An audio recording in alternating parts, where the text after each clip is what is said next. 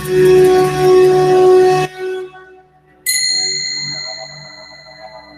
espada de Damocles.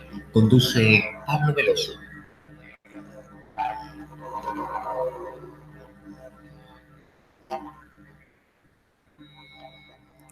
Buenas para todos. Aquí estamos otra vez en la espada de Damocles para disfrutar de una nueva entrevista con alguien que ya ha estado con nosotros y que nos ha dejado una muy buena impresión, como queriendo más. Y así que aquí tenemos una segunda oportunidad, pero con cambios, es decir, con una temática diferente. Si bien va a estar encuadrado dentro del tema del tarot de Marsella, que es un tarot con mucha tradición, con mucha profundidad. Y bueno, el título de esta entrevista que vamos a tener el gusto ahora de transitar es el tarot de Marsella y el lenguaje de los pájaros. ¿Qué es esto del lenguaje de los pájaros?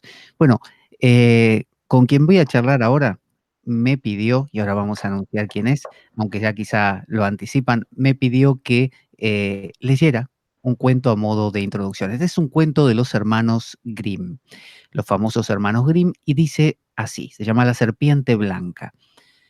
Hace ya de esto mucho tiempo, he aquí que vivía un rey, famoso en todo el país por su sabiduría. Nada le era oculto. Habríase dicho que por el aire le llegaban noticias de todas las cosas, de las más recónditas y secretas. Tenía, empero, una singular costumbre. Cada mediodía, una vez retirada la mesa, y cuando nadie se hallaba presente, un criado de confianza le servía un plato más. Estaba tapado, y nadie sabía lo que contenía, ni el mismo servidor, pues el rey no lo descubría ni comía de él hasta que se encontrase completamente solo.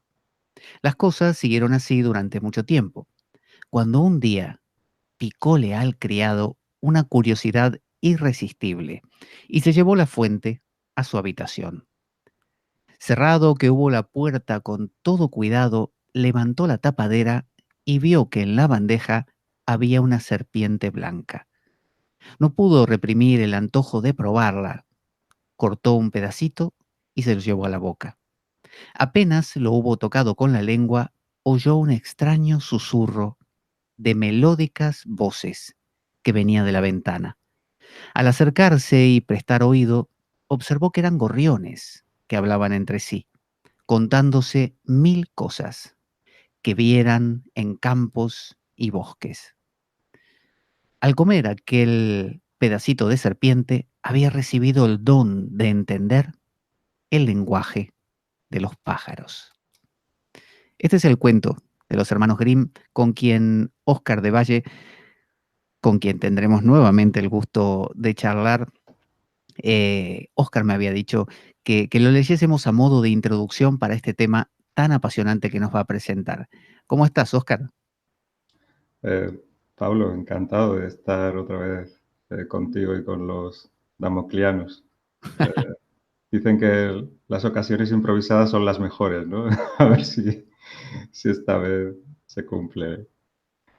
Bueno, yo sé que lo que vas a contar es muy profundo porque va a la raíz de todo el lenguaje que sostiene, entre otras cosas, al tarot y otros oráculos. Así que nos vas a hablar seguramente de cosas que van a nutrir muchísimo luego el ejercicio de la comprensión de esos oráculos. ¿Es así? Sí, en la ocasión anterior hablábamos de que era interesante para conocer el tarot, trabajar el tarot desde su propio contexto, ¿no? Dejar que el tarot se explique a sí mismo, pero también hacer una heurística, ¿no? Trabajar eh, en el contexto folclórico del tarot, ¿no? Pero Ujú. el lenguaje de los pájaros es algo que está dentro del tarot, ¿no? El lenguaje de los pájaros es un concepto muy amplio, no hay un solo lenguaje de los pájaros, ¿no? nosotros vamos a hablar del lenguaje de los pájaros tradicional, del lenguaje de los pájaros que está en el folclore, ¿no? Y sobre todo en el folclore francés, en el folclore del siglo XIII, XIV, el folclore de los trovadores, el folclore provenzal, del Languedoc, ¿no? Ujú. Y ahí es donde empezamos a ver una manera especial de codificar la información, ¿no? que, que tiene su momento también en el tarot. Y este lenguaje de los pájaros que citaba el cuento, parece ser como una capacidad especial que adquiere alguien para poder oír, para poder entender o decodificar alguna cosa misteriosa o extraña. Los mismos cuentos están escritos en el lenguaje de los pájaros. Y si te fijas en este cuento, lo que dice que el criado está poseído por una curiosidad irresistible, Sí. ¿no? Y eso le lleva a robar el secreto, ¿no? Eso le lleva a comer la serpiente. Entonces ahí ya tienes una clave de que el lenguaje de los pájaros tiene mucho de curiosidad. Lo que te abre el lenguaje de los pájaros es una mente inquisitiva y una mente curiosa. Eh, si no tienes esa disposición, esos mensajes, esos trinos van a pasar desapercibidos, ¿no? Te van a llegar, pero no te van a decir nada, ¿no? Pero si tienes esa gran curiosidad, ¿no? Ujú. Eso se convierte en una llave, ¿no? Para abrir el lenguaje de los pájaros, ¿no? Pero para ir entrando en tema, ¿el lenguaje de los pájaros sería como, por ejemplo, lo que la gente llama la intuición? Eh, cuando conoces el lenguaje de los pájaros, desarrollas la habilidad de captar significados en elementos, en patrones que parecen más o menos aleatorios, de una forma muy rápida. Mm. Tan rápida que virtualmente no lo puedes diferenciar de la intuición. Pero es una habilidad aprendida, o sea, es un lenguaje que aprendes, es un lenguaje que puedes aprender, ¿no?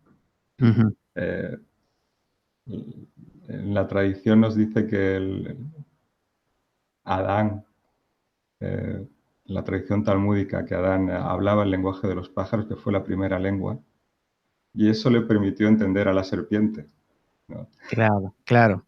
Quizás eh, ahí ya vemos que es una manera de comprensión que te permite entender cosas que tienen su enjundia, ¿no? Te permite entender secretos, ¿no?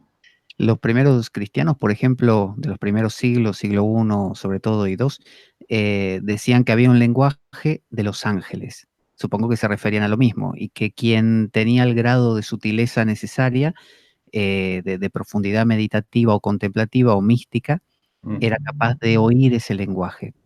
Pero es un lenguaje que se puede escuchar y entender en el sentido de codificar tan simplemente como uno decodifica un hola, ¿qué tal? Eh, es, no es tan fácil. Em, tiene el lenguaje de los pájaros, dependiendo de a qué lenguaje de los pájaros nos estamos refiriendo, tiene unas claves distintas, ¿no? La primera clave, la más antigua y la que parece la que está en el núcleo de toda la tradición, tiene que ver con la fonética o con una interpretación de los sonidos, Ujú, ¿no? Sí. Hay un dicho bueno, es un buen ejemplo. Apolonio de Tiana, un ujú. filósofo contemporáneo de este amigo Simónides de Ceo, del que hablamos en la ocasión anterior, ¿no? Eran contemporáneos. Y Simónides de Ceo, bueno, Apolonio conocía el lenguaje de los pájaros. ¿Y qué significaba esto en la práctica? Pues hay una historia muy divertida de que estaba con sus estudiantes explicándoles los misterios de la filosofía. Entonces aparecieron unos gorriones que de una forma muy insistente empezaron a piarle, como queriendo decirle algo. Mm, Y Apolonio lo entendió y les dijo, mira, aquí ha venido este pajarito a decirme que en la entrada de la ciudad un carro cargado de trigo se ha caído, se ha accidentado y todo el trigo está desparramado en la entrada, por si sí. nos interesa ir a recolectar trigo. Entonces, claro, los estudiantes dijeron, ¿qué estás diciendo? Esto hay que comprobarlo, ¿no? Claro. Y comprobaron que sí, que efectivamente lo que él había interpretado de lo que le había dicho el gorrión era cierto. Por eso el dicho ese de me lo dijo un pajarito. Pajarito, sí. Aquí, esto es interesante porque, claro, lo que le transmite el pajarito en esta ocasión no es un gran secreto, ¿no? Es algo como muy interesante para la vida de los pajaritos, para la vida de los gorriones, ¿no? Entonces, es Ah, claro. interesante porque es como que hay una empatía muy directa, muy real, ¿no? Es como literalmente entender lo que el pajarito estaba diciendo, ¿no? Mm. Entonces, es muy interesante, ¿no? En la vida Entonces, en la vida de San Francisco de Asís también había mucho diálogo con los pájaros. sí, sí, sí. Bueno, es un tema universal.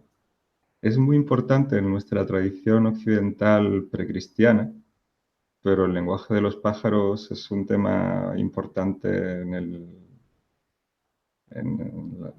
la cultura árabe, aparece en las Mil y una noches, aparece en el Corán, aparece en la Biblia, o sea, está extendido incluso, bueno, en mitos y en folclore del continente americano, ¿no?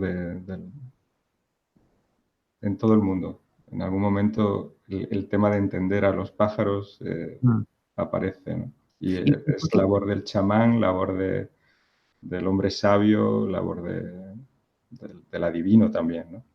por qué será, Óscar, que se lo identifica siempre con los pájaros y no, por ejemplo, el lenguaje, no sé, de los leones, el lenguaje de la ballena, qué sé yo? ¿Por qué los pájaros? Pues es interesante, sí, aparece la expresión del lenguaje de los pájaros, pero eso de alguna manera implica entender el lenguaje de los animales en general. Mm, Por claro. ejemplo, ese cuento que has leído de los hermanos Green en otras versiones, el criador no solamente aprende el lenguaje de los pájaros, sino aprende el lenguaje de los animales. Y de hecho, en ese cuento, en la continuación del cuento, él se comunica con hormigas, se comunica con peces, se Mm. comunica con todo tipo de animales. Entonces, sí, la idea de no es solamente entender el lenguaje de los pájaros, sino como que entender el lenguaje de la naturaleza, ¿no? Entender el lenguaje de los signos, Me ¿no? hace acordar al expresidente de Uruguay, Pedro Mujica, que estuvo preso muchísimos años, y él decía que llegaba un punto de aislamiento total, porque no lo dejaban ni leer nada, ni hablar con nadie, ni nada, que venían las hormigas a recoger así miguitas, y él hablaba con las hormigas. Y llegó él, claro, él llegaba a pensar que se estaba volviendo loco, porque claro, hablar con una hormiga ya era para la persona común es estar loco, ¿no? Es cruzar una frontera.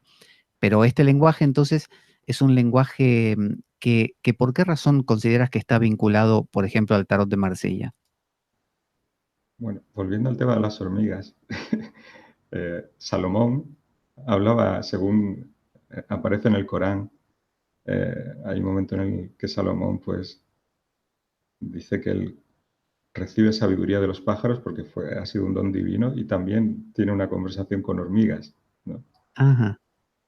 O sea que, y bueno, y luego, eh,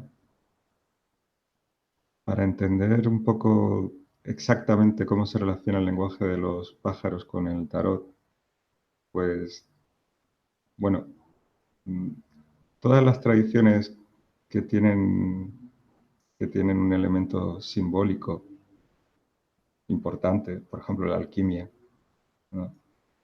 Dentro de los alquimistas ellos tienen muy claro que lo que codifica el lenguaje alquímico es el lenguaje de los pájaros, ¿no? Ujú. Antes, bueno, o más o menos en la misma situación está el tema de los trovadores, ¿no? Todo este folclore de los trovadores, del amor cortés y de esta poesía, empieza después de las cruzadas y parece que el origen está en que bueno, algún contacto que hubo entre los cruzados y los sufíes, entre los cruzados y la mística sufí. Esto suena raro, ¿no? Porque, bueno, sufíes, musulmanes, relacionándose con cruzados, que precisamente no, no tenían mucha facilidad para llevarse bien con estos, ¿no? Entonces, pero hay que entender que el sufismo es mucho más de lo que podemos imaginar, ¿no? El sufismo está muy relacionado con el Islam. Hay mucho debate de si el sufismo y el Islam tienen cierta interdependencia, si son cosas diferentes, si es Mm. una especie de asociación de conveniencia. Hay mucha literatura. Pero si es verdad el hecho histórico de que los cruzados no tenían problema para codearse con los sufíes y aprender algo de ellos, tenemos que entender que quizás ese sufismo no se sentía tan atado de la ortodoxia islámica como lo podemos pensar ahora, ¿no? Y Claro. bueno, llegan los cruzados y sobre todo entre la nobleza empieza a haber este folclore del trovador, de transmitir. Es algo muy monótono en el sentido de que es monotema. Los temas de los juglares de los trovadores es: estoy enamorado de una hermosa dama que además está casada y jamás podrá, nuestra amor jamás podrá consumarse, pero mira, si me da un beso, o si me da una prenda, o si me da algo así, yo seré el hombre más feliz del mundo. Y solo es eso, es ese tema Sí. repetido, repetido, repetido de mil y una maneras. Por que se sepa, habría unos 400 juglares dando vueltas por Europa entre el siglo XIV, siglo XIII, contando la misma historia de mil maneras diferentes. Pero ahora ya sabemos que no era tan inocente el tema, ¿no? De que el amor cortés o este tema del amor cortés encierra un conocimiento esotérico que no tiene mucho sentido si no lo ves a través del sufismo, ¿no? Es decir, todos los elementos que aparecen en esta poesía trovadoresca es un código y la amada representa, eh, todas las metáforas tienen un trasfondo espiritual. El anhelo de reunirse con la amada es un anhelo de trascendencia, ¿no? Todas las dificultades para que eso ocurra representan todos los problemas que tiene estar encarnado, Mm. toda la lucha que uno tiene consigo mismo, con la vida, para que eso se produzca, ¿no? Como por ejemplo, Oscar, con el Cantar de los Cantares de Salomón, de la Biblia, Sí, sí, sí. que dice, y también el de San Juan de la Cruz, el famoso ¿de dónde te escondiste, amada? ¿No? Sí, sí, sí, sí. Eso está. Toda la poesía mística tiene este simbolismo del anhelo, de una unión mística, que bueno, nosotros ya somos muy sofisticados y sabemos que todo es un símbolo y tal. Y dentro de este folclore de los trovadores, pues parece que ese hecho de que fueran itinerantes y de que tuvieran este doble lenguaje, Mm. que los iniciados podían entender y los no iniciados lo veían como una bonita poesía, ¿no? Eh, Escondía detrás algún tipo de escuela iniciática, ¿no? Mm. Eh, Esto es muy difícil de entender, eh, si no tienes una idea de cómo funciona el sufismo, ¿no? En el que las metáforas que hablan de estados espirituales Ujú. se convierten para el iniciado en algo muy literal. Y entonces estos textos se convierten casi como en mapas o en instrucciones muy precisas para Sí. moverse a través de ciertos estados, Ujú. ¿vale? Entonces, bueno, en esa época aparece el tema de las herejías, ¿no? Los albigenses, los cátaros y todo esto. Entonces parece que los trovadores y los cátaros como que se entendían muy bien. Había como una conexión a nivel de entendimiento, ¿no? Entonces ellos entraron abrazaron la doctrina cátaro-albigense, pero claro, luego llegó la persecución que sufrieron los cátaros, que fue bastante agresiva.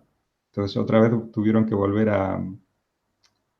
es como que el lenguaje, ese doble lenguaje se renovó. Claro, necesitaba Ahora, encubrirse. sí, sí, ahora la amada era la iglesia cátara o la iglesia albigense, y las nostalgias ya tenían que ver con el no poder vivir sus creencias de una forma abierta, ¿no? Y, y bueno, esa manera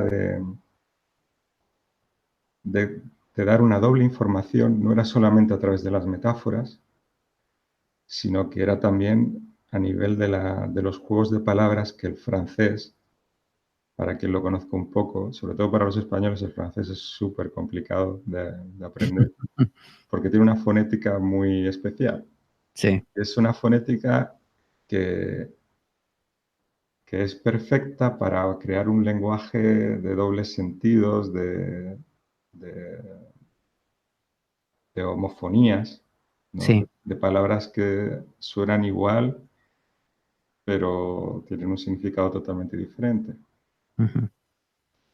Todo esto es como la base del lenguaje de los pájaros. Luego parece que también el tema de la rima, el que haya una expresión rimada, poética, también es muy importante, ¿no? Aquí, bueno, lo importante de todo esto es que para entender en estos contextos que estamos hablando el lenguaje de los pájaros tienes que tener las claves. Si no, no lo entiendes. Pero Oscar, a mí me gustaría preguntarte algo. Por ejemplo, los sufís, o los sufís, no sé dónde va el acento, los sufís toman, por ejemplo, entre otras cosas, el Corán mismo y le dan un sentido metafórico y se lo apropian, digamos, para transmitir inclusive estos mensajes o esta visión paralela, diferente y más profunda. ¿Tú crees que eh, tanto la tradición del tarot de Marsella, la tradición del sufismo, la tradición de los cátaros, lo que hicieron fue tomar lo que ya estaba y decir, miren, esto que para todos significa tal cosa, para nosotros, o por lo menos el grupo pequeño que lo entendemos así, va a significar tal otra, o que crearon todo un sistema deliberadamente para eso, como diciendo, olvídense, no sé, del Corán o de la Biblia, vamos a crear nuestros cuentos, nuestros mitos, y entre ellos, por decir, nuestro tarot de Marsella. La respuesta para eso es más complicada de lo que pudiera parecer.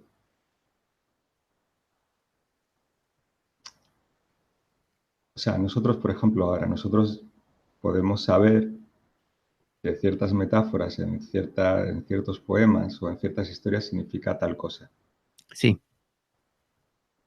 pero lo hemos leído en algún libro, lo hemos leído en un ensayo, lo hemos leído en un tratado, alguien nos lo ha enseñado. Mm. En aquella época, a ver, lo que te quiero decir es que para llegar a la comprensión de lo que significan ciertas cosas, se puede llegar de dos maneras, porque tienes las claves que te permiten experimentar ciertas cosas Mm. y esas experiencias las vives como el conocimiento vivo de lo que una metáfora significa, Ujú. o bien porque alguien te explica, ah, mira, si la dama simboliza tal cosa. Y son dos maneras muy diferentes de entender ese código. Entonces, no se puede...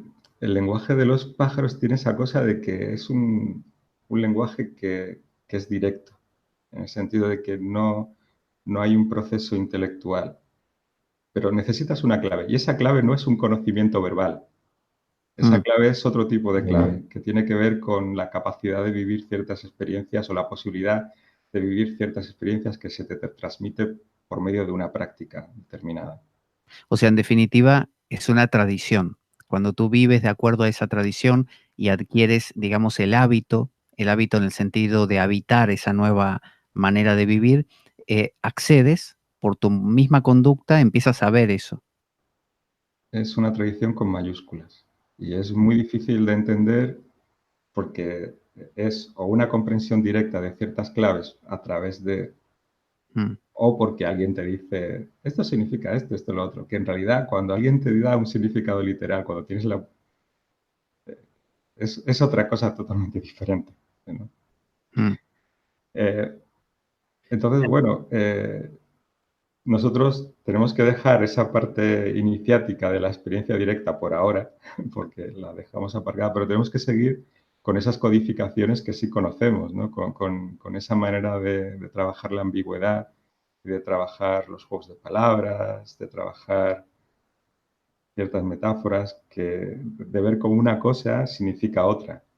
Pero Oscar, antes de que entremos en eso, me gustaría saber, ya que hay una tradición y una manera de habitar, ¿no? De ponerse el hábito o habitar en esa disposición especial que te permite entender el lenguaje de los pájaros de manera espontánea, sin que nadie te lo tenga que explicar demasiado intelectualmente. eh, Ahora hablando del tarot de Marsella, por ejemplo, o el tarot en general, ¿cuál sería esa manera de habitar? ¿Cuál sería la disposición de un ser humano que se abra al lenguaje de los pájaros en o a través de las metáforas del tarot de Marsella? ¿Cómo es la vida cotidiana de alguien así? Es como te lo va a contar Enrique en la próxima entrevista. Muy bien. Sí, Vale. va a ser así, exactamente. Bueno, Oscar está citando que el día 31, al final de este mes de julio, el miércoles 31, a esta misma hora que estamos haciendo esta entrevista, 21 horas aquí en España, para no equivocarme, 16 horas en la Argentina, 14 horas en México, y de Estados Unidos no sé, porque me estaba diciendo Oscar que de costa a costa cambia.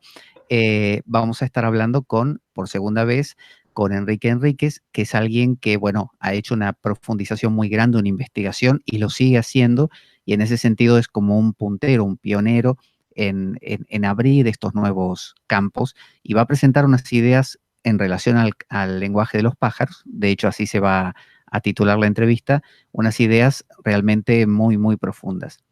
Pero bueno, nos estabas contando que bueno, ya lo de la tradición nos va a contar Enrique, pero entonces íbamos a entender, era las metáforas, las rimas. Relacionado con lo que me preguntabas antes, hay un episodio muy interesante del cuento del Grial, que Ujú, cuando lo vi me dejó bastante impactado, ¿no?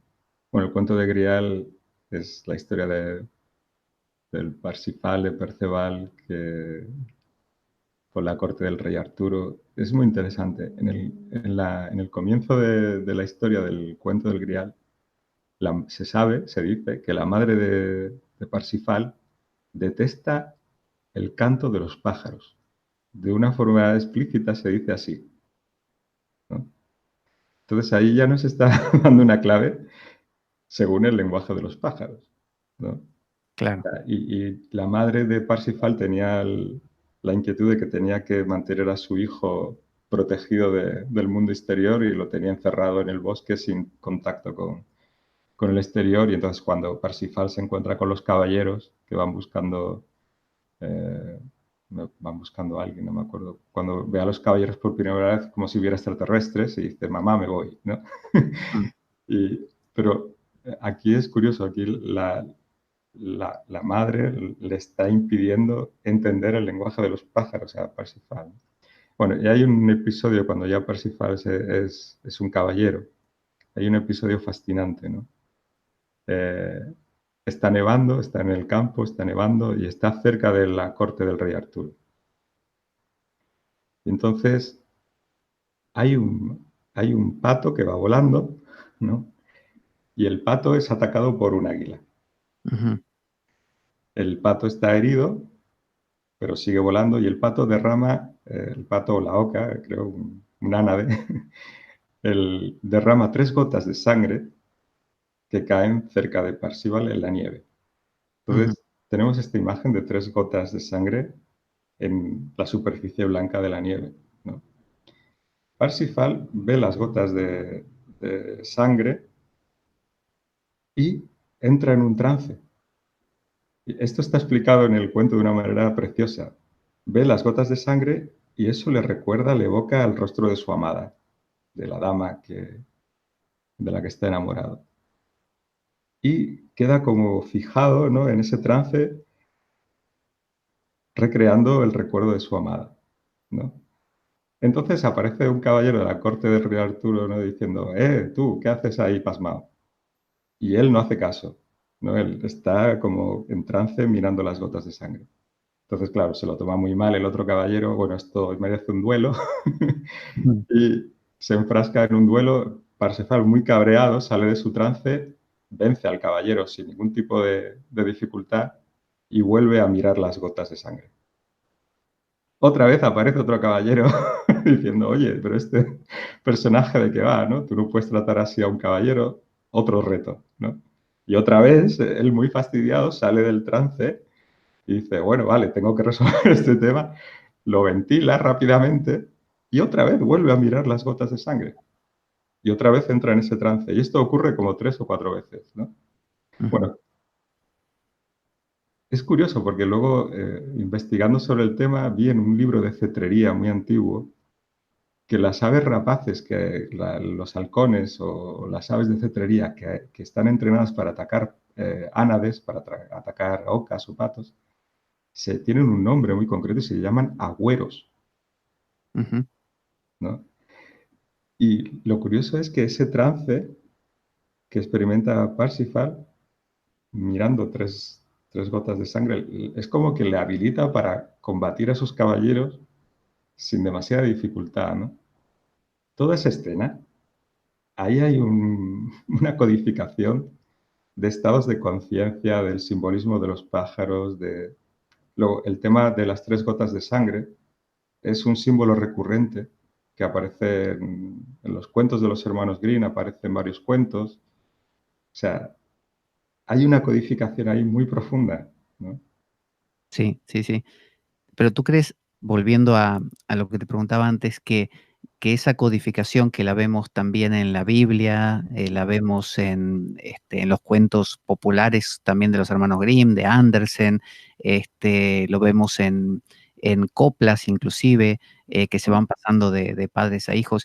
Eh, Todo esto es algo que debe uno, con cierta actitud, presenciarlo y dejarse impregnar por eso, y espontáneamente asimilarlo, o tiene que seguir un proceso determinado para verse capaz de captarlo? Porque tú lo cuentas y quizás si lo desilvanas todavía más, nos vas a sorprender con miles de detalles imprevistos. Y el que está de repente viendo esto dice: bueno, yo si hubiera leído esa historia hubiera visto a alguien que vio 3 gotas de sangre, estaba distraído simplemente, pensativo, venció y no me significó más. ¿Por qué a ti sí? ¿Por qué tú puedes hacer esa decodificación? Bueno, a mí lo que me fascina de esa historia es eh,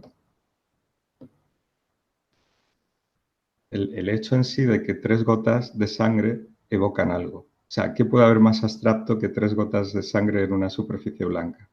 ¿No? Mm, Pero si las miras el tiempo suficiente, como hablamos la otra vez, ¿no? Cuando le prestas atención el tiempo suficiente, ves el rostro de tu amada, ¿no? ujú, Entonces, esa es una de las claves para entender un poco cómo funciona el lenguaje de los pájaros. Primero tienes que tener ciertas claves y luego tienes que usar esas claves de una forma determinada. Es decir, la atención es importante, ¿no? Usar esas claves con atención. Eh, Eso es un entrenamiento, eso va activando esas capacidades imaginativas de las que hablábamos, ¿no? Em, Otro ejemplo, por ejemplo, es el cuento de Gargantúa y Pantagruel de Rabelais, ¿no? ujú, Que es un hito importante porque Rabelais empieza a utilizar el folclore, o sea, esas mismas claves del lenguaje de los pájaros, las usa ya no en un poema amoroso, sino en esa novela satírica, graciosa, divertida, ¿no? En las historias de este gigante que es muy bestia y un personaje que intenta educarlo, que intenta reformarlo, ¿no? Ahí Y está, él, ahí está la famosa, hay un episodio donde está la famosa abadía de Telema, que es la que tiene el dicho que luego usaría Aleister Crowley, el de do what you will, haz lo que quieras. sí, sí, bueno, en el prólogo, el mismo escritor Rabelais dice, lo que vas a encontrarte aquí tiene un doble sentido, más profundo que la broma, que la diversión, ¿no? Y luego, muchos años más tarde, pues Fulcanelli eh, Mm, vuelve a poner la atención ahí y otros críticos diciendo, aquí hay claves, ¿no? Y son claves reales, que están disfrazadas de la chanza y de la sátira, ¿no?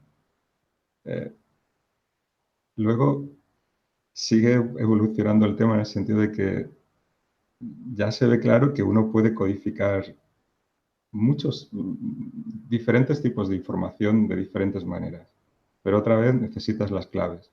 Entonces, fue Flournoy, el editor de esta baraja del Noblet y del Dodal, quien tiene la idea de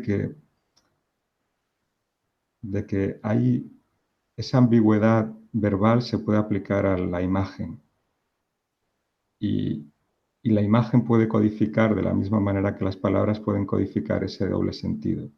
Y quizás, dice él, que incluso ese folclore es más antiguo que el folclore basado en la fonética del lenguaje. claro. Entonces, vale, para empezar, ya tenemos que estar dispuestos a ver algo diferente en la carta a lo que la carta nos está mostrando de una forma directa, ¿no? Ujú, No sé, el primer ejemplo que se me puede ocurrir, tenemos que mirarlo, ¿no? Hay unos dibujos muy antiguos no me acuerdo, siglo XIII, siglo XIV, creo que es el libro de las maravillas o algo así, creo que se llama el libro. Y se me ha ocurrido ahora, no sé, porque si no hubiera buscado la imagen. Bueno, hay unas ilustraciones sobre el Apocalipsis. ujú, Y en esas ilustraciones se ve cómo los pobres pecadores humanos están viviendo las catástrofes del Apocalipsis. sí, Entonces, para mostrar a los personajes asustados, se ven cabezas, solamente la cabeza, como metida en una especie de cueva con los ojos abiertos y con cara de pánico, ¿no? Entonces, es la misma imagen que ves en el Arcano 13, cuando ves los personajitos que están, las cabezas que están aquí a los pies sí, del personaje. Estas cabezas, en la mayoría de los tarots, sus ojos están abiertos. O sea, no son los ojos de un cadáver. Aquí ya tienes una ambigüedad. O sea, ¿qué estás viendo en esta carta? ¿Estás viendo personas que están escondidas porque tienen miedo de la muerte o son cabezas decapitadas? mm, Puedes tener esa doble interpretación porque has visto esa ilustración, pero si no la has visto, directamente cuando ves esta carta las cabezas están cortadas. Tienes como la inferencia porque ves al lado a lo mejor ves al lado una mano o un pie cortado y dices cabezas cortadas. Pero puede ser otra cosa, ¿no? Puede expresar una decapitación o puede expresar el miedo a la muerte, alguien escondido para que no le corten la cabeza, ¿no? ujú, Entonces, ¿aquí qué estamos aplicando? Aquí estamos aplicando ese principio de la ambigüedad, ¿no? De que las cosas eh, no son... Tenemos que tener que estar abiertos a que las cosas no son lo que parecen, ¿no? Otro buen ejemplo es la carta de la fuerza, ¿no? Cuando está la dama sosteniendo las fauces del animal. sí, Aquí no sabemos qué está pasando realmente, no sabemos si el animal es dócil, si es agresivo, si es una lucha, si es un sometimiento, eh, si el animal, a lo mejor es un cadáver, a lo mejor el animal está muerto, a lo mm, mejor es una exploración post-mortem, ¿no? Si vamos sin curiosidad y buscamos aplicar el significado literal que hemos aprendido en nuestro estudio arduo del tarot, dejamos de ver toda esa ambigüedad que los artistas del tarot se empeñan mucho en mantener, ¿no? Tú dices, Oscar, que uno debería, para poder, digamos, acceder o tomar contacto con este lenguaje simbólico de los pájaros oculto, uno debería mantener la ambigüedad constantemente presente, es decir, no decir, bueno, no es un animal vivo, es un animal muerto, o no es un animal apacible, es un animal, no sé, iracundo, y literalizarlo ya con la nueva versión, sino mantener todo a la vez, como el abanico de posibilidades. Es decir, esto podría ser esto, pero también 100 cosas más. Y así con cada detalle de la carta, de manera que cada carta sea un universo desplegado, abierto. ¿Eso Sí, es? sí, eso es. Esa expresión alquímica del solve et coagule, ¿no? Ujú. Disuelve y coagula.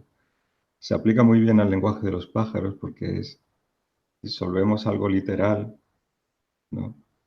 Y luego lo coagulamos en algo más abstracto, ¿no?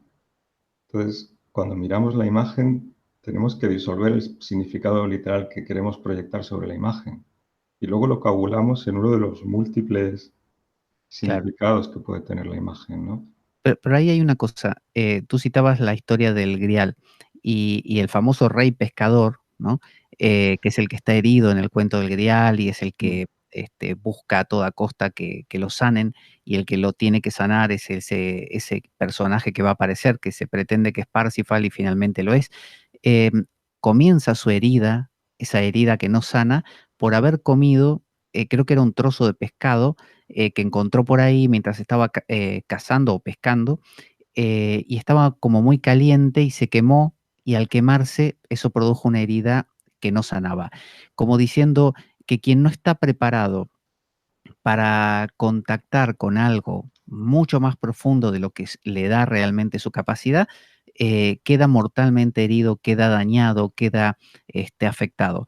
¿Tú crees que una persona debería así tranquilamente lanzarse, pasar de repente de un tarot de esto es esto y aquello es aquello y esta carta representa tal cosa a este mundo así abierto, y correría algún riesgo, digamos, de, como diría Don Juan, de que el punto de encaje se le dispare y y no se le detenga en ninguna parte y se pierda en las bandas de emanaciones de los seres inorgánicos, o no hay ningún riesgo, cada uno puede hacerlo y no pasa nada? Eh, claro, el riesgo es que el mundo literal se empiece a desmoronar, ¿no? Que el mundo de de los conceptos literales se empiece a tambalear. Entonces, eso, claro, hay mucha gente que lo puede vivir como un riesgo, ¿no? Hay personas que se aferran al significado literal de las palabras con mucha vehemencia, ¿no? Y ahí hay un valor, ¿no? Esto significa esto, ¿no? Ujú. Y todo esto de lo que estamos hablando le pondría los pelos de punta, ¿no?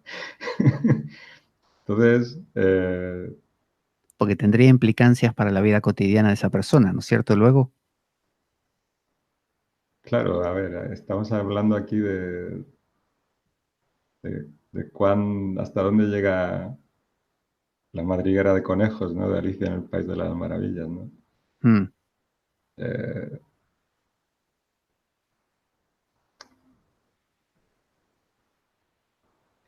todo la manera más sana de acercarse a todo este conocimiento es a través de la poesía y del arte, ¿no?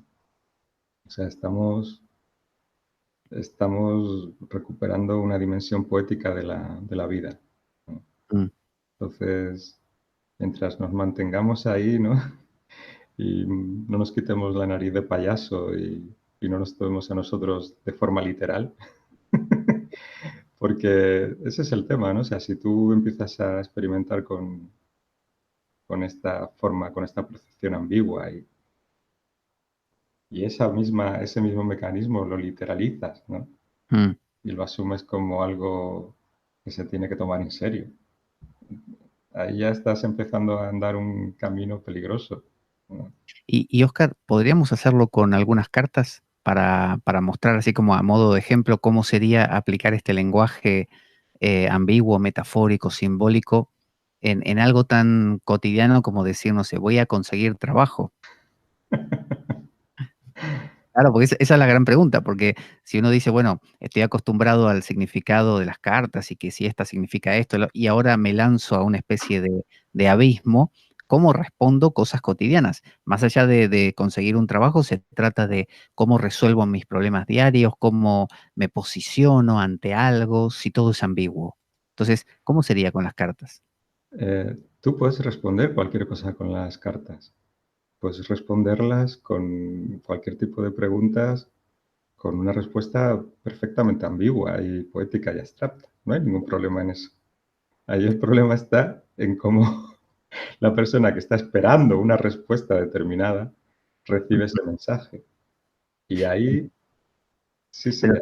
digo, podríamos hacer una demostración para que me ponga en el lugar del que está viendo, que dice, quiero ver cómo es esto. eh,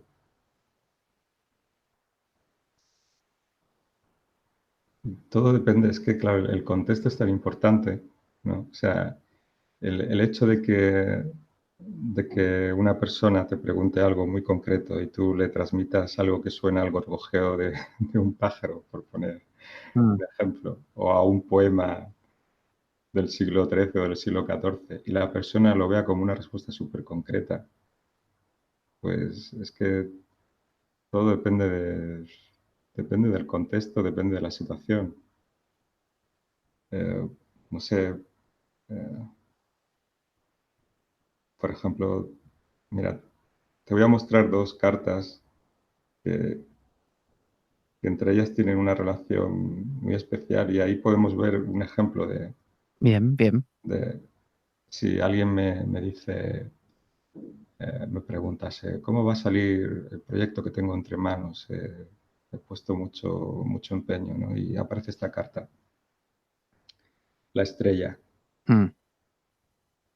Pues una respuesta podría ser, te vas a estrellar, Pero muéstrala un poquito más, así el que no la conoce la puede identificar un poco. la Sí, carta de la estrella. ajá. Te vas a estrellar. Ujú.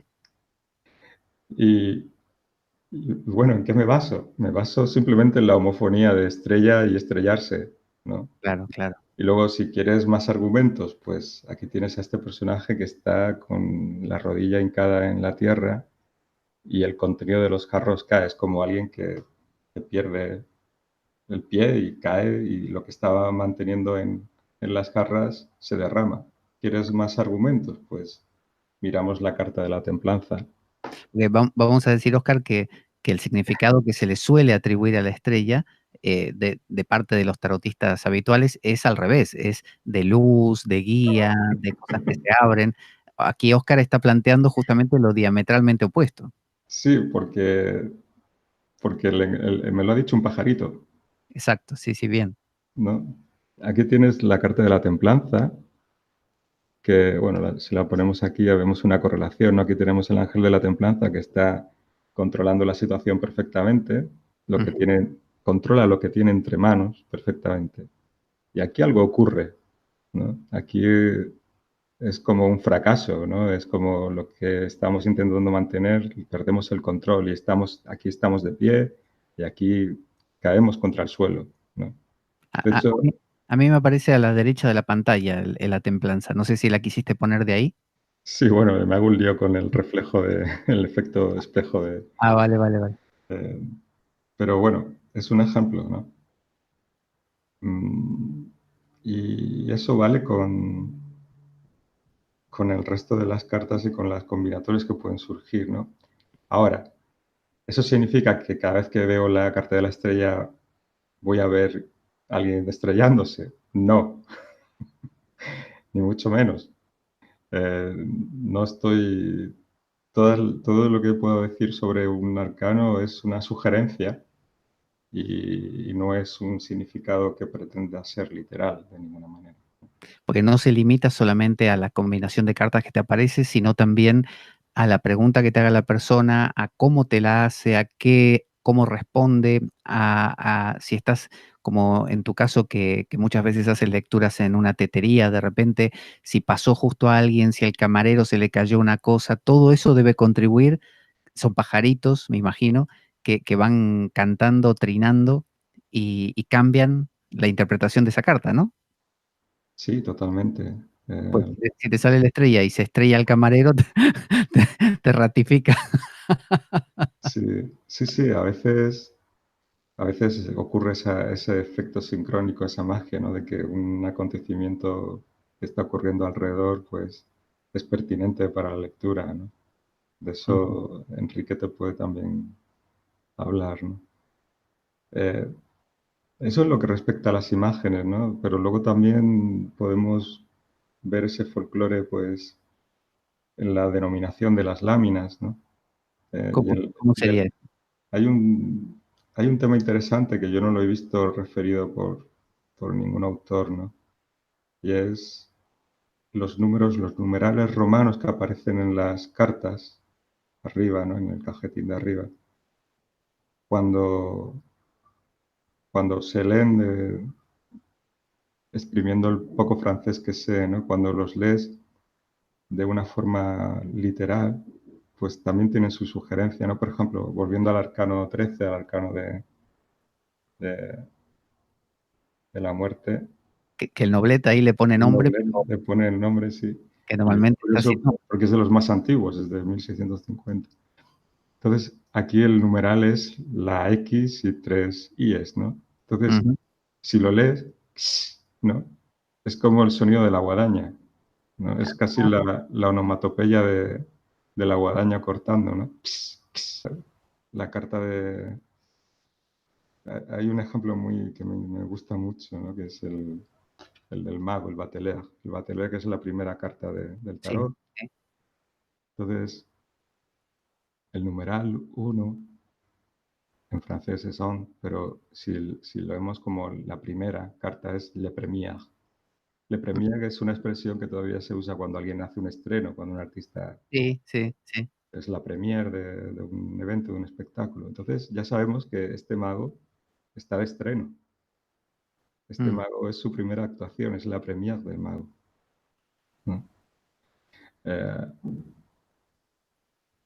a ver, todo esto sería un ejemplo de cómo aplicar esa ambigüedad y ese folclore y esas homofonías que forman parte del lenguaje de los pájaros, pues pueden aportar algo a la lectura del tarot, ¿no? ¿Y el que no sabe francés? Yo sé muy poco francés, sé lo suficiente para ponerme en un problema, nada más. De Y hecho, digo, se pueden hacer esas homofonías desde el castellano, por ejemplo, agarrar y decir el mago, y me suena, no sé, a mango, del mango de algo, qué sé yo. ¿Se puede jugar así? eh, en el perfectamente. O Mm, sea, no hay una prohibición de ningún tipo, ¿no? La historia es mantener la curiosidad abierta, ¿no? mm, Y activa. Y sí, claro, como que el francés es como un atajo, ayuda a pillar ciertas cosas, pero, por ejemplo, lo que hemos hecho con la estrella, ¿no? La mm, estrella en francés no es la estrella, es l'étoile, ¿no? claro. Entonces, ese sería un ejemplo, ¿no? Eh, el Papa, bueno, el Papa es como un ejemplo muy evidente, ¿no? Si aparece el Papa, aparece papá, aparece el Padre, ¿no? Sí, sí, claro. Un Eh, ejemplo curioso del Papa es, en Latinoamérica, Oscar, sería patata también, porque la patata se dice papa sí, en Latinoamérica, así que sería también un alimento. sí, sí. Siguiendo con el ejemplo este de las ambigüedades, ¿no? Aquí, por ejemplo, la carta del Papa es muy interesante del gesto del Papa haciendo la bendición. Yo siempre lo veo como una mano que está soltando dinero, ¿no? Está soltando algo y los personajes que están abajo están con las manos abiertas esperando a recibir algo, ¿no? O está jugando a piedra, papel y tijera. Sí, también. Es como, venga, a ver, suelta la mosca, ¿no? Suelta algo, ¿no? Y otra otra forma de ver la carta del Papa es, yo soy el Papa, soy el padre de la Iglesia, soy lo más de lo más, y solamente tengo aquí a dos personajillos pendientes de mí, ¿no? Es como, y además su rostro ni los está mirando, ¿no? Es como, estoy en otra cosa, dejadme en paz, ¿no? Ujú. Entonces, esta carta está llena de esa ironía de decir, eh, nadie te hace caso, ¿no? Es como, estás en una posición de poder, pero estás rodeado de niños, ¿no? O Claro. tratas a los demás como si fueran niños, ¿no? Pero también aquí viene la pregunta eterna. ¿Por qué el tarot de Marsella? O sea, quien tenga en su casa dice, mira, yo tengo aquí el Rider-Waite. ¿Qué hago con el Rider-Waite? ¿Puedo hacer lo Pues mismo? ¿Hay lenguaje de los pájaros para el Rider-Waite? hay lenguaje de los pájaros para todo. Y ahí es donde otra vez Enrique te lo va a explicar, nos lo va a explicar perfectamente la semana que viene, ¿no? O sea, el lenguaje de los pájaros como que sigue evolucionando, ¿no? Después de estos escritores franceses, de Rabelais, eh, hay como un salto luego a- pasa por una transformación a través del surrealismo, a través de Breton, a través de escritores franceses, de poetas franceses, Mm. y de ahí casi directamente a Enrique. Eh, Y cuando hablabas, Oscar, del Marsella, ¿no? Y decías, porque Flournoy, que es el que restauró o trabajó con el Noblet y el Dodal, sobre todo, que son dos versiones del Marsella, yo de repente tengo, además del Dodal y el Noblet, tengo un Fournier que está retocado hasta el punto que tiene, en vez de colores planos, digamos, tiene colores así como con sombrita, como degradé, ¿no? Como una cosa así. ¿Por qué no ese tarot de Fournier y sí el Noblet? ¿Por qué prefieres estos tarot más tradicionales? ¿Qué tienen esos? vale, los prefiero precisamente porque se mantienen en esa zona en la que es que no es tan fácil, no es fácil plasmar una imagen que despierte tanto, que evoque tanto, ¿no? El valor icónico de las imágenes estas, como explica Enrique en algún momento, es tremendo. O sea, es lo que hablamos de la literalidad, ¿no? Tú coges el Rider es un ejemplo perfecto de eso. Cada Mm, imagen casi es una historia literal, ¿no? Es la viñeta literal de un cómic mm, con símbolos muy concretos, ¿no? Referentes a astrología, referentes a cábala, referentes a todo lo que había en la Golden Dawn dando vueltas por ese momento. Entonces, una imagen del Rider White es como que la tienes que leer literalmente, es decir, eh, mm. tiene una textualidad asociada. Estos tarots te dan esa sensación de que son preverbales, de que, de que es como que la palabra llega después. Y, y no es fácil crear ese tipo de imágenes. Por Lo que eso, decíamos de la curiosidad, o sea, si los miras sin curiosidad, mm, ves el trazo extraño. Yo tengo una teoría que no está todavía, es mi experiencia, pero también la experiencia de la gente que anda con esos tarot durante décadas y mm, no se cansa de mirarlos y no se cansa de ver algo nuevo. Y es que eh, parece un proceso neurológico, es que tu mirar, nuestra manera de mirar algo, pues, siempre lo que nos resulta familiar, siempre lo miramos siguiendo un patrón, con los ojos mm. determinados, ¿no? Entonces, si tú tienes un cuadro en tu casa, cada vez que entres a tu casa, los ojos van a recorrer ese cuadro de la misma manera. Lo das por sentado. Sí, entonces, si te paras e intentas mover los ojos por ese cuadro en direcciones nuevas, vas a ver algo nuevo. Mm, Hay algo en estos diseños que no te permite ese acostumbramiento de la mirada. mm. Y si eso es deliberado, es de una sofisticación totalmente anacrónica y alucinante. Pero mi convicción es que es deliberado. O sea, por eso son inagotables. Por eso, porque tus ojos no se acostumbran nunca a la extrañeza del diseño y siempre vamos a mirarlo de una forma diferente. Y alguien que estuviera escuchando esto, o que esté escuchando, seguramente se va a hacer esta pregunta. Con los mayores, ¿no? Que es una pregunta clásica también. Con los mayores lo entiendo, lo entiendo. Hay figuras que tienen su ropa en el Marsella muy rara, una ropa que tú no sabes cómo está cayendo de repente y no sabes si es parte del brazo, parte de no sé qué, o tiene un dedo más, o parece que la mano es más grande que la otra. Eso sí, pero ¿qué pasa con los menores, donde tenemos 3 discos, 8 discos u oros, como lo querramos llamar, o espadas, y es más monótono el trazo, es más repetitivo? ¿Qué hacemos ahí? ¿Cómo podemos decodificar esa ambigüedad? Eh, Muy buena pregunta. Bueno, ahí otra vez estas herramientas del lenguaje de los pájaros funcionan perfectamente, ¿no? Eh, mm, la historia es entender la carta como una metáfora, ¿no? Por ejemplo, sería una aproximación entender la carta como una metáfora. Entonces, los bastos son la metáfora de un palo, por ejemplo, y los oros son la metáfora de un valor o de algo redondo, ¿no? O sea, Ujú. entonces, lo difícil con los arcanos menores es eso, ¿no? Es que es igual que esas 3 manchas de sangre en la nieve, ¿no? Tienes que mirar la carta con la misma mentalidad de Parsifal, ¿no? De estar intentando encontrar. Al principio supongo que no está esperando encontrar nada, pero hay algo que le hace fijar la mirada en las manchas. Entonces, fija la mirada y empieza a pasar algo, ¿no? Los arcanos menores van a funcionar igual. Eh, O por sea, ejemplo, te pongo un ejemplo, ¿no? Está el 8 de bastos. Yo tengo muy mala memoria visual, pero si no me falla la memoria, el 8 de bastos son 2 flores separadas por los bastos y las flores son muy parecidas, son idénticas. no, y mejor que lo muestres porque si no, no, Sí, vamos a así lo buscarlo. seguimos mejor.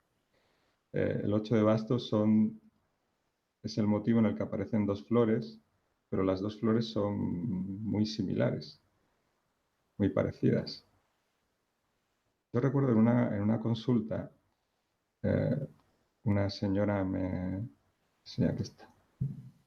Este es el tarot Robledo y aquí vemos las 2 flores que son parecidas, ¿no? Casi Sí, idénticas. sí. Una señora me quiere que le haga una tirada y me pregunta por, por su familia, por sus hijos, ¿no? Y la primera carta que sale es esa, ¿no?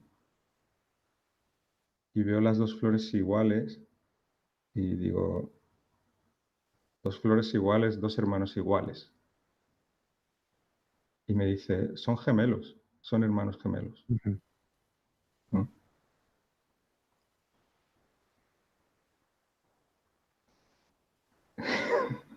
Así funciona, o sea, y así de concreto, ¿no? Claro. Si miras un manual de qué significa el 8 de bastos, pues habrá un significado simbólico X para el 8 de bastos, pero en aquel momento el 8 de bastos eran los 2 hermanos gemelos que están separados, que están distanciados.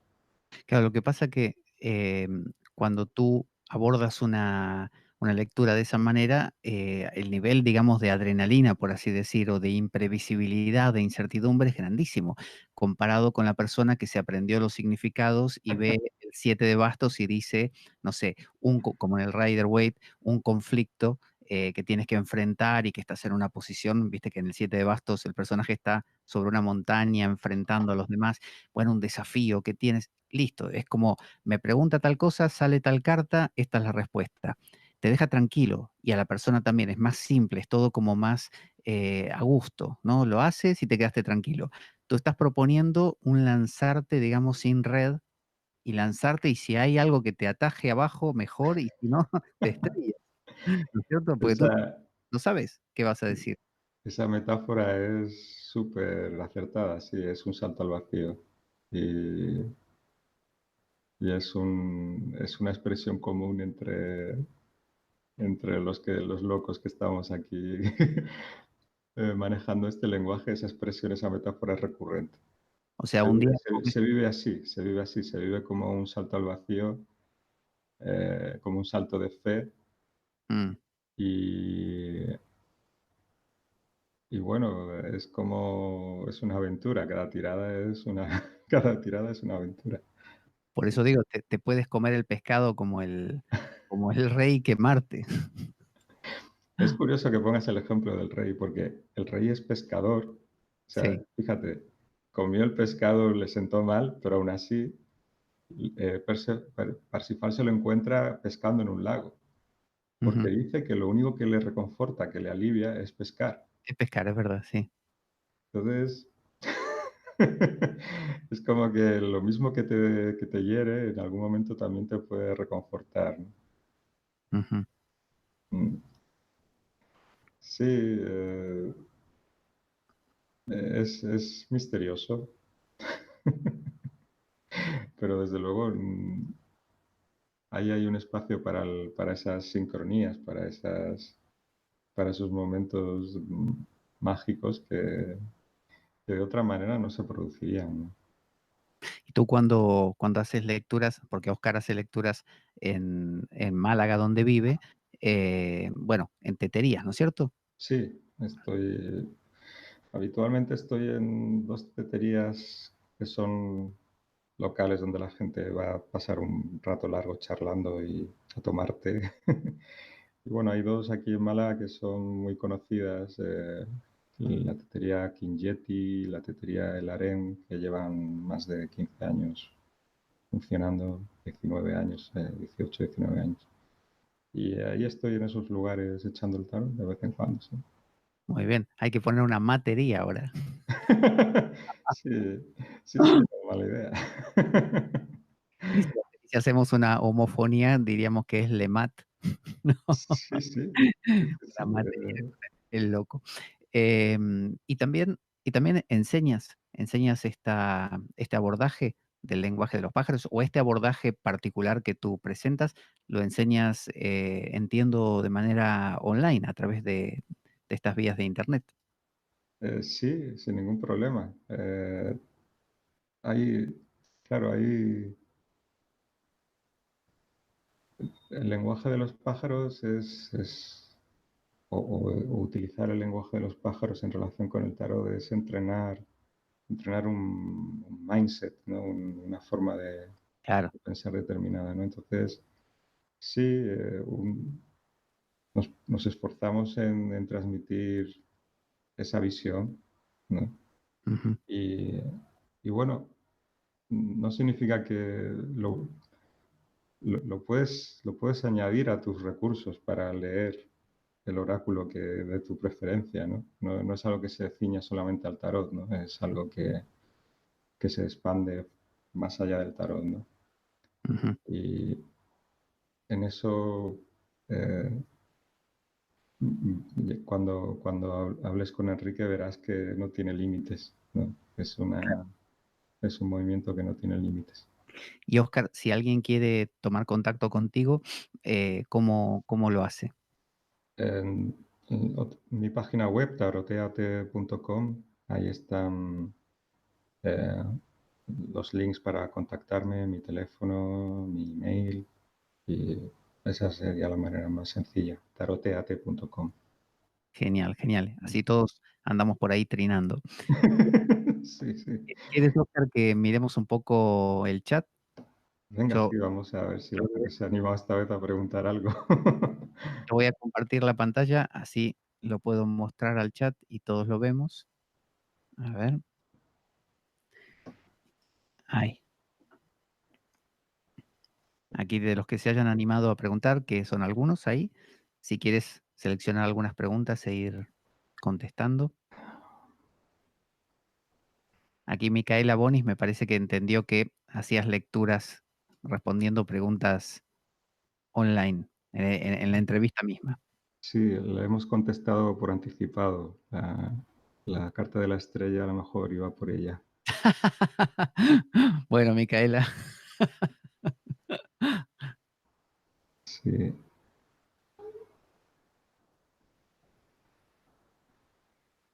Está aquí. ¿El contexto lo da el consultante o se construye durante la consulta? Bueno, las dos cosas pueden ser válidas e interesantes, ¿no? Las dos cosas, em, las dos cosas se pueden dar, ¿no? Tanto yo a veces las cartas aparecen sin que haya una pregunta previa o las cartas aparecen sobre el contexto de una pregunta. ujú. Mm. Aquí Vilma dice, hola, ¿te puedo consultar? Imagino que se refiere a si lees, además de enseñar, si lees el tarot también por la misma vía, por la vía de Skype, por ejemplo. Sí, sí, hago consultas por online, por WhatsApp, por video chat. Sí, sí, sin ningún problema. Muy bien. Y como es lenguaje de pájaros, hasta por paloma mensajera. Sí, sí, efectivamente. Sí. eh, Me estoy acordando de un autor, ¿no? de Cyrano de Bergerac, que él era un personaje muy curioso y él habla, en varios libros suyos habla del lenguaje de los pájaros, ¿no? En un libro suyo que cuenta sus viajes hacia el sol, ¿no? Mm, Se encuentra con un pájaro y el pájaro le explica que igual que hay pájaros que son capaces de reproducir el sonido humano, ¿no? También hay hombres que son capaces de entender el lenguaje de los pájaros, ¿no? Pero tiene un texto muy curioso en el que él narra que se encuentra con un personaje que está esperando en la linde de un bosque, un personaje que está sentado sobre una roca. Y el personaje le empieza a hablar en una lengua que él no conoce y le suelta una parrafada que dura un par de horas. ujú. Pero él dice, yo no entendía, no conocía la lengua, pero entendí todo lo que me dijo. Eh, Eso tiene mucho que ver con el lenguaje de los pájaros. O sea, hay momentos en los que tú ves los signos, y no tienes un significado literal que expresar, pero has captado algo. Es algo que ocurre muy rápido, a vista de pájaro, ¿no? Li- Redundantemente. Por Mm. eso te preguntaba más temprano si tenía que ver con la intuición, porque también hay una expresión muy habitual dentro del mundo del tarot y de otras mancias, de la videncia, ¿viste? Hay gente que dice vidente natural, soy vidente natural, ¿no? La evidencia tiene que ver, me imagino, con el lenguaje de los pájaros. ¿Será otra manera de expresar lo mismo? Tener buena vista y tener un par de ojos funcionales y efectivamente ser vidente ayuda mucho. Ujú. Por eso es algo que como el lenguaje de los pájaros se puede cultivar. Sí, perfectamente. O sea, ver lo evidente, ¿no? Ver lo evidente a veces es suficiente, ¿no? Y yo diría que casi siempre es suficiente, pero no es tan fácil. O sea, lo que hemos dicho antes, ¿no? A veces es evidente con imágenes ambiguas, Mm, pero nos cuesta décadas como pillarlo, ¿no? claro, claro. Me acuerdo una vez, cuando estuve en el monasterio de Batuecas, ahí en Salamanca, que hablé con el padre Ramón, a quien entrevisté, que la entrevista todavía está por ahí, y yo le pregunté que cuál era la técnica de San Juan de la Cruz. O sea, yo decía, mi razonamiento era este: si San Juan de la Cruz era un grande y era un gran místico, quiero saber qué hacía. O sea, qué mantra repetía, cómo meditaba, qué hacía para repetir lo mismo y obtener el mismo resultado. algo, algo muy capitalista fue lo mío. Y, y su respuesta fue que no había técnica, que justamente no tenía técnica, sino que era toda una manera de vivir. Como San Juan de la Cruz vivía, o sea, su hábito, su manera de habitar era una determinada para todo lo que hacía, entonces ahí tenía su resultado. Pero no era cuestión de, como hoy en día, de hacer algo puntual, como, no sé, practique 10 minutos de mindfulness cada día y obtendrá, no sé, tal capacidad. Realmente no funciona porque el resto de la vida tira en la dirección contraria y me imagino que con el canto de los pájaros será lo mismo, el lenguaje de los pájaros, porque si uno intenta, tal como tú nos mostraste, ponerse a mirar una carta y hacer fuerza, como apretar el entrecejo a ver si sale algo, yo creo que va a ser todo lo contrario, porque si el resto de la vida es una especie de cháchara continua y caos y literalidades, poco se va a poder hacer con eso. Por eso te decía, seguramente necesita uno una disposición, un abordaje de vida, una manera de, no sé, posicionarse en el mundo para todo, incluido para luego mirar una carta. Eh, como decía Enrique en la charla primera que hicisteis, ¿no? Es difícil darle la dignidad al objeto que tienes delante, eh, intentando hacerle hueco a su dignidad, quitando tus contenidos de en medio. Es Claro. difícil, ¿no? Pero, y a veces va a pasar que vas a percibir algo y no vas a encontrar la expresión, ¿no? O Mm, sea, a veces a mí me pasó una cosa que por más que el hecho fue impactante, pero por más que lo vas a pensar, era una época en que estaba muy a fondo metido en este tema del lenguaje de los pájaros y estaba viviendo en las afueras en un pueblo. Iba caminando por un camino que solía transitar con frecuencia y, y veo que se me acerca, volando muy bajo, se me acerca un ave bastante grande mm. y era muy raro, era a plena luz del día, ¿no? Era mediodía. Y el ave viene volando hacia mí, como, como directo, ¿no? Y, y cuando llega cerca de mí, me pasa por encima de la cabeza, muy cerca, y veo que cae algo a mis pies. Y, y era un ave rapaz que llevaba entre las garras, llevaba un mirlo Ah, y, y soltó el mirlo a mis pies. O sea, lo llevaba cogido, lo soltó a sí, mis sí, sí, pies. sí. O sea, yo me quedé pasmado mirando el pobre pajarito que tenía a mis pies. El mirlo estaba como atontado, ¿no? Como era un sitio donde pasaban coches, cogía al pobre animalito y lo aparté del paso de los coches. Me sentí muy angustiado, no sé qué. Yo pensaba que podría pasar el trance, ¿no? Pero evidentemente estaba como en ese estado de shock que tienen los animales cuando son atrapados, ¿no? O sea, vives eso y dices, esto es significativo, ¿no? Pero dices, pero ¿cuál es el significado? Y el significado de primeras es ese shock en sí mismo, ¿no? Es ese estado de asombro, ¿no? Mm. Y, y eso es difícil aprender a cultivar ese estado de asombro frente a algo como una imagen, como una carta de tarot o como cualquier otra cosa, ¿no? Mm. Tarot es un medio como puede ser cualquier otro. El tarot tiene como cierta simpatía hacia ese estado mental, de alguna manera. Porque además, Oscar, la técnica es transmisible. O sea, uno puede transmitir fácilmente una técnica, pero no eso que acabas de contar.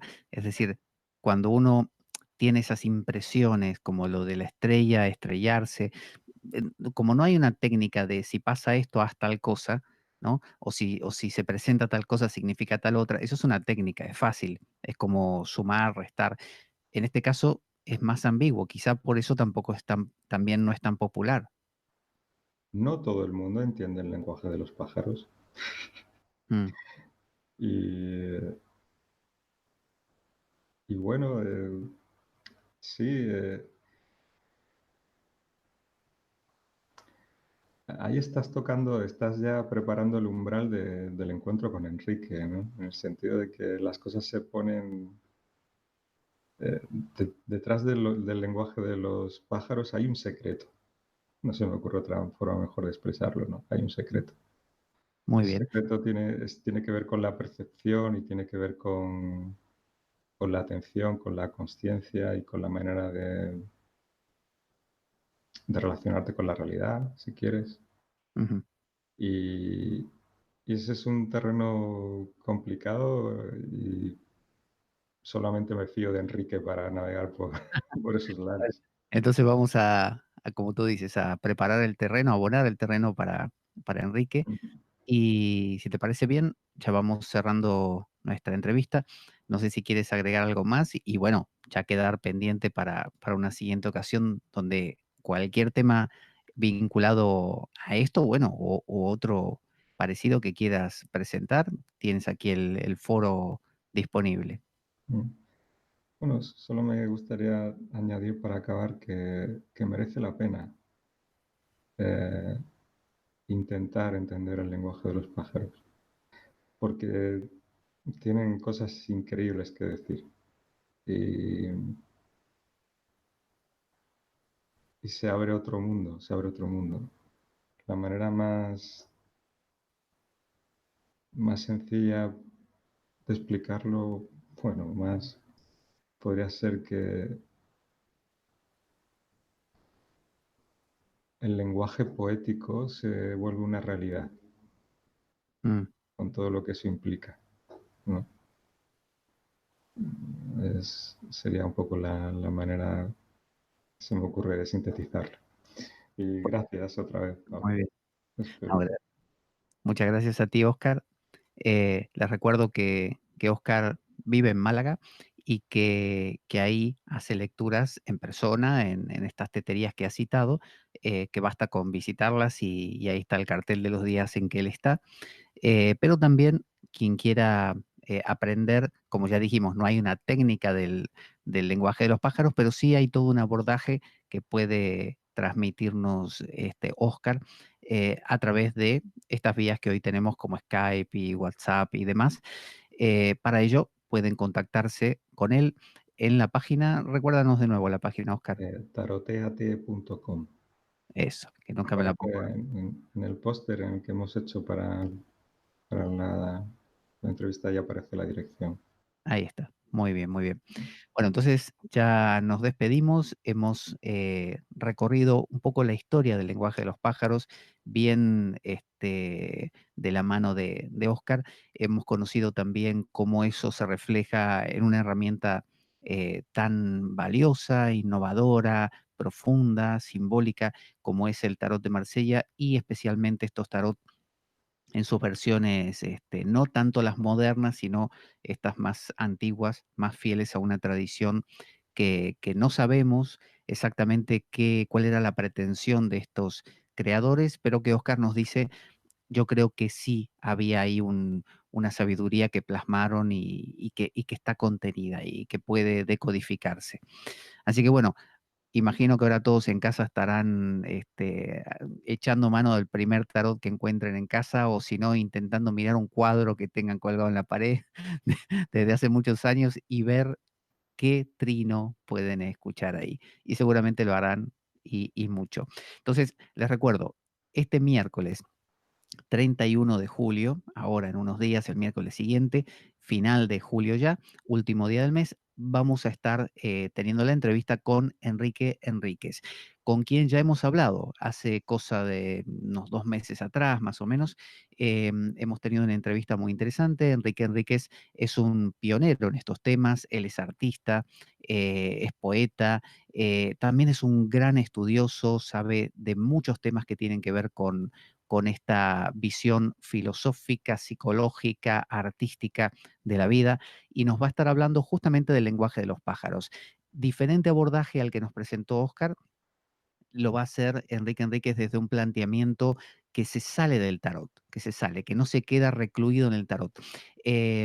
Justamente Oscar perfiló esto, si bien él prefirió centrarse en el tarot como herramienta, Enrique nos va a hablar un poco más de esa apertura ese oráculo en todo lo que nos rodea, el poder vivir una vida entera, ¿no? Bajo la luz o bajo las alas de esta visión. Así que va a ser muy interesante. Les recuerdo que es a las 21 horas de España, horario España.